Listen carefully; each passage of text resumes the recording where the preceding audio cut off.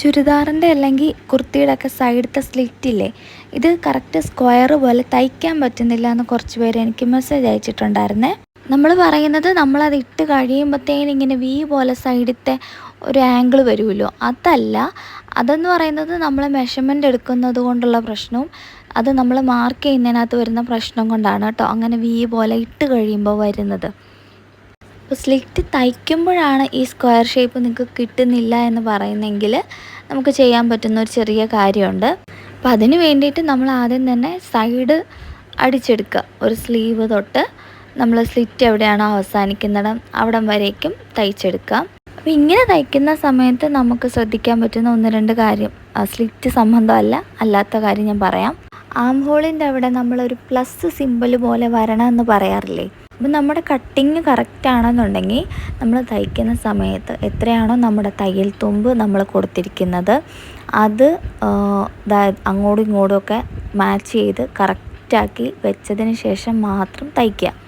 അതേപോലെ തന്നെ ജോർജറ്റൊക്കെ പോലെയുള്ള സീത്രൂ ആയിട്ടുള്ള മെറ്റീരിയൽ നമ്മൾ സ്റ്റിച്ച് ചെയ്യുന്ന സമയത്ത് സ്ലീവിൽ ലൈനിങ് അറ്റാച്ച് ചെയ്തിട്ടില്ല എന്നുണ്ടെങ്കിൽ അത് പുറമേ നോക്കുമ്പോൾ അതിൻ്റെ ആ ഓവർലോക്കൊക്കെ കാണാൻ സാധ്യത കൂടുതലാണ്. അങ്ങനെയുള്ളപ്പം നമ്മൾ ഈ സൈഡ് അടിക്കുന്ന സമയത്ത് ഈ ഓവർലോക്ക് ചെയ്ത പോർഷൻ ഉണ്ടല്ലോ, സ്ലീവ് അറ്റാച്ച് ചെയ്തിരിക്കുന്നത്, അത് നമ്മുടെ വശത്തേക്കാക്കി തിരിച്ചതിന് ശേഷം മാത്രം തയ്ച്ചു കൊടുക്കാം. എന്നിട്ട് നിങ്ങൾക്ക് വേണമെന്നുണ്ടെങ്കിൽ ഒന്ന് പതിച്ചടിച്ചു കൊടുക്കാം. പക്ഷെ എപ്പോഴും ഭംഗി അല്ലെങ്കിൽ ഫിനിഷിങ് നമ്മൾ ഹെമ്മിങ് ചെയ്ത് കൊടുക്കുന്നതിനാണ്. അപ്പോൾ ഇനി നമുക്ക് സ്ലിറ്റിൽ എന്താണ് ശ്രദ്ധിക്കേണ്ടതെന്ന് നോക്കാം. അതായത് ആക്ച്വലി നിങ്ങൾക്ക് എവിടെയാണോ സ്ലിറ്റ് വരേണ്ടത് അവിടെ ആ മാർക്കിങ് വെച്ച് കൊടുക്കാം. ഓക്കെ, അതിന് ശേഷം അവിടെ നിന്ന് കൃത്യം ഒരു 3/4 ഇഞ്ചെങ്കിലും മുകളിലായിട്ട് ഒരു മാർക്കിങ് കൂടെ ചെയ്ത് കൊടുക്കാം.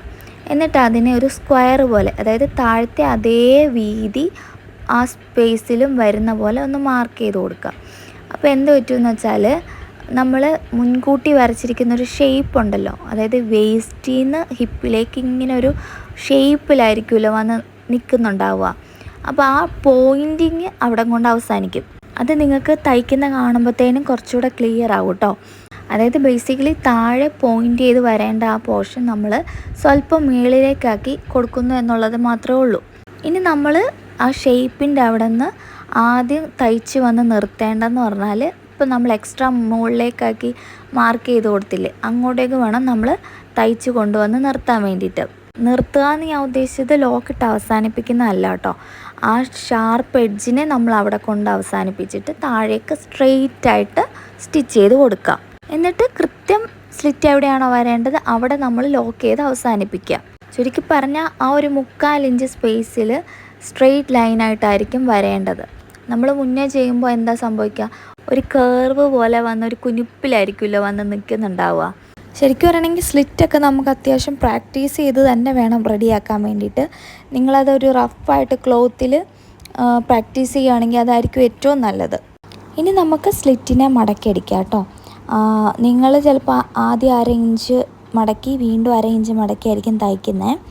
ഞാൻ ആദ്യമൊക്കെ അങ്ങനെയായിരുന്നു ചെയ്തിരുന്നത്. ഇപ്പോൾ ജോർജറ്റ് പോലുള്ള മെറ്റീരിയലും കൂടെ വരുമ്പോൾ നമുക്ക് സൈഡിൽ കുറച്ച് ബലം കൊടുക്കാൻ വേണ്ടിയിട്ട് ഒരു കനം ഫീൽ ചെയ്യിക്കാൻ വേണ്ടിയിട്ട് ഞാൻ, അല്ലെങ്കിൽ തന്നെ കോട്ടണിലാണെങ്കിലും ഞാനിപ്പോൾ അങ്ങനെയാണ് ചെയ്യാറ്, ഒരു 3/4 ഇഞ്ച് ആദ്യം മടക്കും.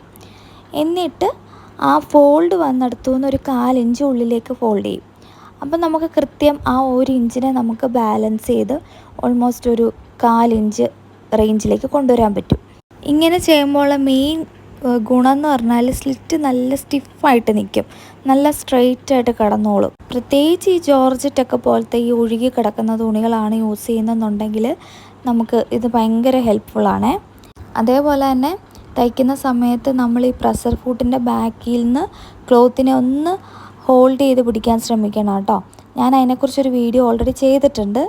നമ്മൾ അങ്ങനെ ചെയ്യുമ്പോഴത്തേനും അധികം ഒന്നും ചുളിവില്ലാതെ നീറ്റായിട്ട് തന്നെ നമുക്ക് ചെയ്തെടുക്കാൻ പറ്റുമേ. അപ്പോൾ നമ്മൾ ഫോൾഡ് ചെയ്യുന്ന രീതി വീഡിയോ ശ്രദ്ധിച്ച് നോക്കിയാൽ നിങ്ങൾക്ക് ഈസി ആയിട്ട് മനസ്സിലാകാവുന്നതേ ഉള്ളൂ.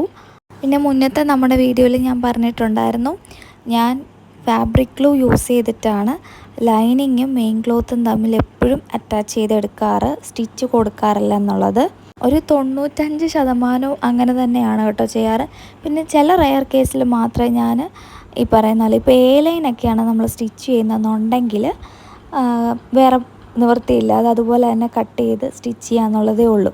നമുക്ക് വേണമെന്നുണ്ടെങ്കിൽ അറ്റാച്ച് ചെയ്തെടുക്കാം, പക്ഷേ ഈ ഫ്ലെയർ വരുന്നിടത്ത് നമുക്കത് ബുദ്ധിമുട്ടായി പോകും. പിന്നെ അതേപോലെ തന്നെ ഒരാൾ ചോദിച്ച സംശയം എന്ന് പറഞ്ഞാൽ ലൈനിങ് മൊത്തത്തിൽ അറ്റാച്ച് ചെയ്തെടുക്കുമ്പോൾ നമ്മൾ മടക്കി അടിക്കേണ്ടത്, ഏറ്റവും താഴെ വശം മടക്കി അടിക്കണമല്ലോ എന്ന് ചോദിച്ചിട്ടുണ്ടായിരുന്നു. ഒന്നെങ്കിൽ നിങ്ങൾക്ക് ഓൾറെഡി മടക്കി അടിച്ചിട്ട് വേണമെങ്കിൽ ഫുള്ളി പേസ്റ്റ് ചെയ്തെടുക്കാം. അതല്ല എന്നുണ്ടെങ്കിൽ ഈ പറയുന്ന പോലെ നമ്മൾ ഒട്ടിക്കുന്ന സമയത്ത് ഒരു ചെറിയ സ്പേസ് താഴെ വശത്ത് ഇട്ടിട്ട് വേണം നമ്മൾ ബാക്കി ഒട്ടിച്ചെടുക്കുക. ഞാൻ ഈ പറഞ്ഞ പോലെ കുറച്ച് സ്പേസ് ഇട്ടിട്ടാണ് അറ്റാച്ച് ചെയ്തെടുക്കാറ്. ഇതിൻ്റെ ഇടയ്ക്ക് കട്ടിങ്ങിൻ്റെ ഇടയ്ക്ക് ഞാൻ സ്റ്റിച്ച് ചെയ്യാൻ പോകാറില്ല.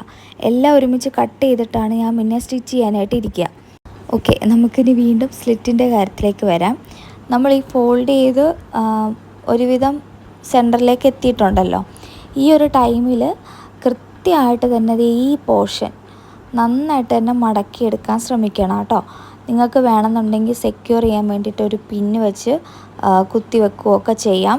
നമ്മൾ വേണ്ടത്ര ശ്രദ്ധിച്ചില്ല എന്നുണ്ടെങ്കിൽ എന്തൊക്കെ സംഭവിക്കുമെന്നറിയോ? ഒന്ന്, ഈ ഹിപ്പിൻ്റെ അവിടെ വരുന്ന ആ പോർഷനിൽ എക്സ്ട്രാ ക്ലോത്ത് ഇങ്ങനെ കുടുങ്ങി വരും.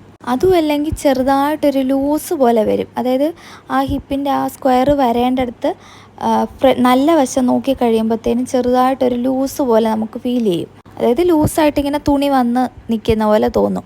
അപ്പോൾ അതൊക്കെ ഒഴിവാക്കാൻ വേണ്ടിയിട്ട് നമ്മൾ ഈ ഒരു പോർഷൻ നന്നായിട്ട് ശ്രദ്ധിച്ച് തന്നെ ഫോൾഡ് ചെയ്ത് സ്റ്റിച്ച് ചെയ്യാം കേട്ടോ. അപ്പോൾ സ്ലിറ്റ് വന്ന് അവസാനിക്കുന്നതിൻ്റെ ഒരു 1/2 ഇഞ്ച് മുകളിലേക്കാക്കി തയ്ച്ച് കൊണ്ടുവന്ന് നിർത്തി, എന്നിട്ട് വേണം നമ്മൾ ആ ബോക്സ് പോലെ ക്രിയേറ്റ് ചെയ്യാൻ വേണ്ടിയിട്ട്. ഇതൊക്കെ നന്നായിട്ട് അറിയാവുന്ന ഒരുപാട് പേരുണ്ടെന്ന് എനിക്കറിയാം. എന്നാലും ഈ ബിഗിനേഴ്സ് ആയിട്ടുള്ളവർ ഒരുപാട് പേര് ഈ സ്ലിറ്റ് തന്നെ ചോദിച്ച് വരാറുണ്ട്. അതുകൊണ്ടാണ് കേട്ടോ ഞാനിങ്ങനെ സ്പെസിഫൈ ചെയ്തൊരു വീഡിയോ ചെയ്യുന്നത്. ചിലർ ഈ 1.5 ഇഞ്ച് 2 ഇഞ്ച് വരെയൊക്കെ തയ്യൽ തുമ്പായിട്ട് കൊടുക്കുന്നുണ്ട് ഹിപ്പിൻ്റെ അവിടെ സ്ലിറ്റിലേക്ക് വേണ്ടിയിട്ട്. എന്തിനാന്ന് ചോദിച്ചു കഴിഞ്ഞാൽ അവർ പറയും എന്താ പറയുക, ഒരു പ്രിക്കോഷൻ എന്നുള്ള പോലെ. അതായത് എന്തെങ്കിലും പ്രശ്നമായാൽ അത്രയും തുണിയുണ്ടല്ലോ, ആ ഒരു ഉറപ്പിന് വേണ്ടിയിട്ട് നിങ്ങൾ സ്വല്പം ഒരു റിസ്ക്കൊക്കെ എടുക്കാൻ തയ്യാറാവണം. എന്താണെന്ന് വെച്ചാൽ നമുക്ക് അപ്പോഴാണ് നമ്മുടെ മൈൻഡിലൊരു തോട്ട് വരും ഇത് കറക്റ്റായിട്ട് ചെയ്യണം എന്നുള്ളത്. അല്ലെങ്കിൽ ഓപ്ഷൻ ബി എന്ന് പറഞ്ഞൊരു സംഭവം അവിടെ കിടക്കുമല്ലോ, തെറ്റിപ്പോയാൽ സാരമില്ല, ഇത്രയും തുണി അകത്തുണ്ട് എന്നൊക്കെ ഉള്ളൊരു ചിന്ത വരും. പക്ഷേ ഇതിലെ റിയാലിറ്റി എന്ന് പറയുന്നത് ഈ 2 ഇഞ്ച് 1.5 ഇഞ്ചൊക്കെ കൊടുക്കുമ്പോൾ അത്രയും തുണി ബൾക്കിയായിട്ട് നിൽക്കും. ഇത് നിങ്ങൾ എങ്ങനെ ഫോൾഡ് ചെയ്ത് കൈകാര്യം ചെയ്യാൻ തന്നെ നല്ല ബുദ്ധിമുട്ടായിരിക്കും. അതേപോലെ വേസ്റ്റിൽ നിന്ന് ഹിപ്പിൻ്റെ അങ്ങോട്ടേക്ക് വരുമ്പോൾ ആ ഷേപ്പേ അങ്ങ് മാറും. ഇത്രയും തുണി വന്നിങ്ങനെ ബൾക്കിയായിട്ട് നിൽക്കുമ്പോഴത്തേന് നമ്മൾ റെഡിമെയ്ഡിലൊന്നും ഇങ്ങനെ കാണുന്നില്ലല്ലോ. അതുകൊണ്ട് തന്നെ അവരുടെ ആ സ്റ്റിച്ചിങ്ങും പെർഫെക്റ്റ് ആയിട്ടല്ലേ വരുന്നത്. പിന്നെ സ്റ്റിച്ചിങ് ഒക്കെ കഴിഞ്ഞ് കഴിയുമ്പോഴത്തേനും ഉറപ്പായിട്ടും സ്ലിറ്റിൻ്റെ ഏരിയയൊക്കെ നല്ലോണം പിടിച്ച് വെച്ച് അയൺ ചെയ്യാനും മറക്കരുത് കേട്ടോ. അതേപോലെ തന്നെ എപ്പോഴെല്ലാം നമ്മുടെ കയ്യിൽ ഇതുപോലെ എക്സ്ട്രാ ത്രെഡ് വരുന്നോ അപ്പോഴെല്ലാം നമ്മളത് ട്രിം ചെയ്ത് ഒഴിവാക്കണം. എന്നെ സംബന്ധിച്ച് ആദ്യമൊക്കെ സ്ലിറ്റ് ഭയങ്കര ഒരു ടാസ്ക് ആയിരുന്നു കേട്ടോ.